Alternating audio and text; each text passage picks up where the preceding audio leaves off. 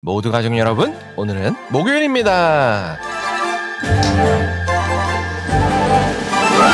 성경을 읽다 보면 우리 기준에 안 맞는 하나님의 모습이 나오죠. 예를 들면 아말렉 전쟁에서 젖 먹는 아이까지 다 죽이라는 요구와 같은 것들이죠. 그렇다면 우리는 하나님께서 요청하시면 불의해 보일지라도 순종해야 할까요? 그 답이 바로 오늘 본문에 있어요. 그래서 오늘 묵상을 잘 들어보시면 하나님의 말씀에는 절대 순종을 해야 하는 이유를 아실 수 있을 거예요. 그러면 오늘도 묵상에 잘 참여해 주시고요. 꼭 댓글로 무엇을 느꼈는지를 나눠주세요. 그리고 이 묵상을 나눴으면 하는 사람에게 공유해 주시고요. 오늘도 좋아요와 구독 잊지 말아주세요. 아셨죠? 그러면 오늘 본문인 욥기 34장 듣고 올게요. 34장. 엘리후가 말하여 이르되, 지혜 있는 자들아 내 말을 들으며 지식 있는 자들아 내게 귀를 기울이라. 입이 음식물의 맛을 분별한 같이 귀가 말을 분별하나니 우리가 정의를 가려내고 무엇이 선한가 우리끼리 알아보자. 욥이 말하기를 내가 의로우나 하나님이 내 의를 부인하셨고 내가 정당함에도 거짓말쟁이라 하였고 나는 허물이 없으나 화살로 상처를 입었노라 하니 어떤 사람이 욥과 같으랴. 욥이 비방하기를 물 마시듯 하며 악한 일을 하는 자들과 한패가 되어 악인과 함께 다니면서 이르기를 사람이 하나님을 기뻐하나 무익하다 하는구나. 그러므로 너희 총명한 자들아 내 말을 들으라. 하나님은 악을 행하지 아니하시며 전능자는 결코 불의를 행하지 아니하시고 사람의 행위를 따라 갚으사 각각 그의 행위대로 받게 하시나니 진실로 하나님은 악을 행하지 아니하시며 전능자는 공의를 굽히지 아니하시느니라. 누가 땅을 그에게 맡겼느냐? 누가 온 세상을 그에게 맡겼느냐? 그가 만일 뜻을 정하시고 그의 영과 목숨을 거두실진데 모든 육체가 다 함께 죽으며 사람은 흙으로 돌아가리라. 만일 내가 총명이 있거든 이것을 들으며 내 말소리에 귀를 기울이라. 정의를 미워하시는 이시라면 어찌 그대를 다스리시겠느냐? 의롭고 전능하신 이를 그대가 정죄하겠느냐? 그는 왕에게라도 무용지물이라 하시며 지도자들에게라도 악하다 하시며 고관을 외모로 대하지 아니하시며 가난한 자들 앞에서 부자의 낯을 세워주지 아니하시나니 이는 그들이 다 그의 손으로 지으신 바가 됨이라. 그들은 한밤중에 순식간에 죽나니 백성은 떨며 사라지고 세력 있는 자도 사람의 손을 빌리지 않고 제거함을 당하느니라. 그는 사람의 길을 주목하시며 사람의 모든 걸음을 감찰하시나니 행악자는 숨을 만한 흑암이나 사망의 그늘이 없느니라. 하나님은 사람을 심판하시기에 오래 생각하실 것이 없으시니 세력 있는 자를 조사할 것 없이 꺾으시고 다른 사람을 세워 그를 대신하게 하시느니라. 그러므로 그는 그들의 행위를 아시고 그들을 밤사이에 뒤집어 엎어 흩으시는도다. 그들을 악한 자로 여겨 사람의 눈앞에서 치심은 그들이 그를 떠나고 그의 모든 길을 깨달아 알지 못함이라. 그들이 이와 같이 하여 가난한 자의 부르짖음이 그에게 상달하게 하며 빈궁한 사람의 부르짖음이 그에게 들리게 하느니라. 주께서 침묵하신다고 누가 그를 정죄하며 그가 얼굴을 가리신다면 누가 그를 배울 수 있으랴. 그는 민족에게나 인류에게나 동일하시니 이는 경건하지 못한 자가 권세를 잡아 백성을 올가매지 못하게 하려 하심이니라. 그대가 하나님께 아뢰기를 내가 죄를 지었사오니 다시는 범죄하지 아니하겠나이다.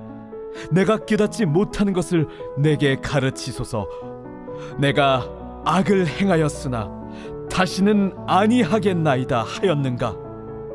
하나님께서 그대가 거절한다고 하여 그대의 뜻대로 속전을 치르시겠느냐?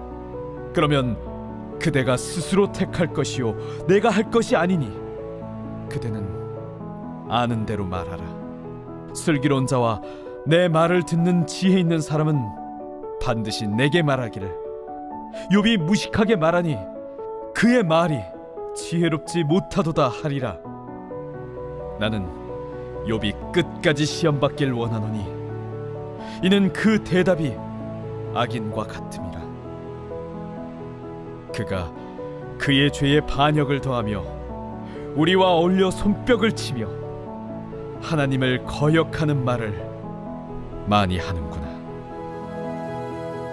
하나님께서 주신 고난은 죄를 회개시키는 유익이 있다고 말한 엘리후가 말을 이어갔습니다. 엘리후는 이제 본격적으로 욥을 공격하기 시작했습니다. 엘리후도 새 친구처럼 자신이 가진 틀에서 벗어나지 못했습니다. 그래서 욥이 지금까지 신실히 살았는데도 하나님께로부터 화가 임했다고 한 말을 도저히 받아들일 수가 없었습니다. 그래서 이제는 욥의 말을 인용하면서 조목조목 욥의 말을 반론했습니다. 그런데 문제는 그 인용이 자기식의 해석이라는 점이었습니다. 욥은 하나님이 욥의 의를 부인하셨고 또 욥을 거짓말쟁이라고 하셨다고 말하지 않았습니다. 그러나 엘리후의 귀에는 그렇게 들렸습니다. 또 욥은 사람이 하나님을 기뻐하나 이는 무익한 일이라고 말한 적이 없습니다. 그러나 엘리후는 욥이 그렇게 말했다고 말했습니다. 그래서 엘리후는 하나님은 지존하셔서 큰 자라도 한순간에 없애신다고 말하며 욥에게 하나님을 무시하지 말라고 경고했습니다. 그리고 욥에게 하나님께 회개하지도 않았다고 책망했습니다. 그러면서 엘리후는 욥이 악하게 말했으니 욥이 끝까지 시험받기를 원한다며 악담까지 했습니다.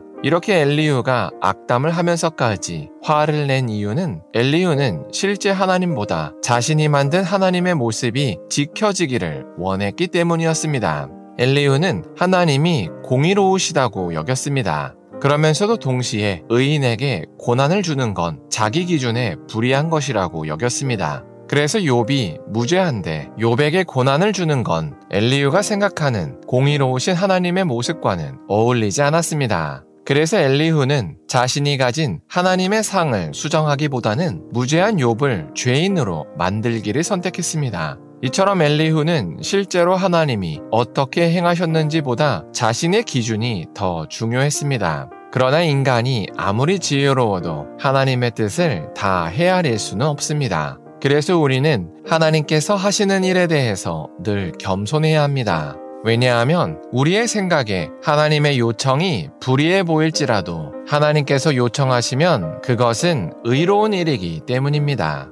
예를 들어서 하나님께서 이스라엘 초대 왕이었던 사울 왕에게 아말렉을 치라고 명령하셨습니다. 그리고 아말렉의 모든 가축과 남녀노소와 젖먹는 아이까지 다 죽이라고 말씀하셨습니다. 그러나 젖먹는 아이까지 죽이라는 요구사항은 사실 도저히 현대인의 시선에서는 받아들이기가 쉽지 않습니다. 왜냐하면 우리가 가진 윤리 기준에 맞지 않기 때문입니다. 그러나 이렇게 하나님의 뜻이 우리의 윤리 기준과 맞지 않더라도 하나님께서 말씀하셨으면 그것은 옳은 일입니다. 왜냐하면 하나님이 이 세상의 모든 질서를 만드신 창조주이시기 때문입니다. 그래서 우리가 만든 윤리 기준도 사실은 하나님께서 만드신 질서 안에서 인위적으로 만든 질서입니다. 그러니 우리는 우리가 만든 윤리나 상식으로 하나님의 일에 대해서 옳다 그르다 하면 안 됩니다. 그래서 우리가 오늘 하루를 살 때 하나님께서 말씀하신 것이라면 그게 무엇이든지 순종했으면 좋겠습니다. 그래서 우리 생각보다 크신 하나님을 경험해 봤으면 좋겠습니다.